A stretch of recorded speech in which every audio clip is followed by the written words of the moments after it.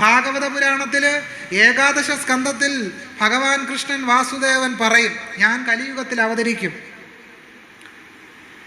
ഈഴവര് പേടിക്കണ്ട, നമ്മളെ രക്ഷിക്കാനൊന്നും അല്ല കൃഷ്ണൻ അവതരിക്കുന്നത്. തെറ്റിദ്ധരിച്ച് വെച്ചിട്ടുണ്ട്. അതുകൊണ്ട് ആ തെറ്റിദ്ധാരണയുടെ ഫലമായിട്ടാണെന്ന് തോന്നുന്നു വിഷുവിൻ്റെ അന്ന് ഈ ഓടക്കുഴലുമായിട്ട് നമ്മളെല്ലാം അദ്ദേഹത്തെ കണി കാണുന്നുണ്ട്.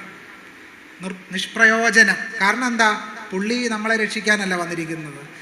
ഗീതാഭാഷ്യത്തിൻ്റെ ആമുഖത്തിൽ ശങ്കരാചാര്യർ പറയും, ആദികർത്ത നാരായണാഖ്യോ ഭഗവാൻ വാസുദേവ അവതരിക്കും. എന്തിനാണ്?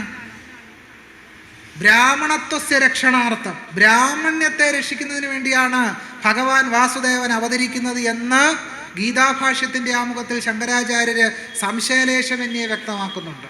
അതുകൊണ്ട് ഇന്ത്യയിലെ കീഴാളരും പിന്നോക്കക്കാരും നമ്മളെ രക്ഷിക്കാൻ ഈ കക്ഷി വരുമെന്ന് പ്രതീക്ഷിക്കേണ്ട. പുള്ളിക്കാരൻ്റെ കയ്യിരിക്കുന്ന ചക്രം നമ്മുടെ പെടലിക്ക് തന്നെ, നമ്മുടെ പെടലിക്ക് വെക്കാൻ, നമ്മുടെ പെടൽ കണ്ടിച്ചെടുക്കാൻ.